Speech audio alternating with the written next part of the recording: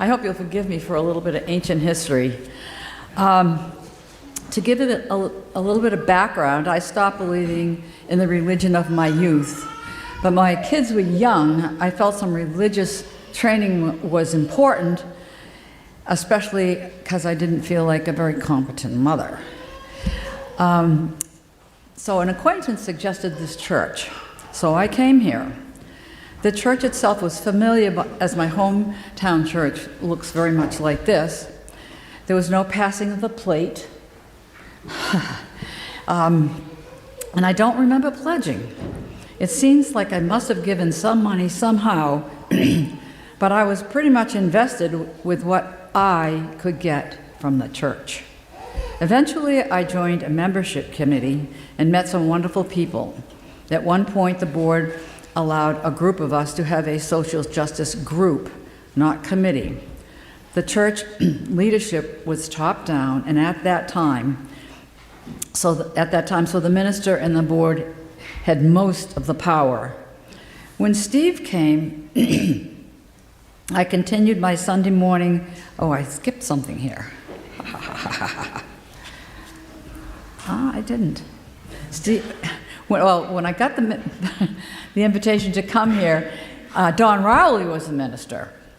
And so, with much trepidation, I walked in those doors and I sat down and I listened to Don Rowley and I was hooked. That was it. So I was here through the rest of his tenure. When Steve came, I continued my Sunday morning lecture series. The choir became the most spiritual part of the service for me. Steve's mode of leadership was much more hands-off than Don Rowley, so there was much more power spread amongst the church members. This took time to develop, and I have to say, I wasn't always happy, and I did my share of grumbling.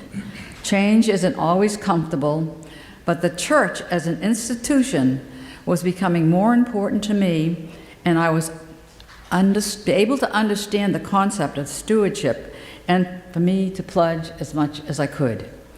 Steve ultimately retired, so on to the next change.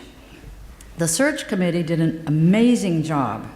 One of the things that they did was send out a survey to the entire church, a very, very thorough one, which allowed all of the members to have their say in what they expected of the minister. And I have to tell you, I wouldn't have wanted to be on that committee. It was a lot of work. I was glad I didn't have to sort through all that information.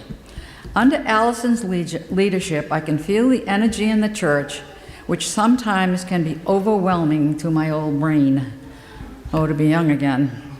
I am committed to this institution and its values. I see the church and its members being more present in this community with more collaboration with other organizations and more church programs to meet the various needs of the people here. Unlike when I first came, it's no longer about me. I am certainly aware that the church has many needs, but I'm particularly supportive of the continued efforts to make the church more energy efficient. That would be my wish. And I want to see more candles up there today. My husband made that.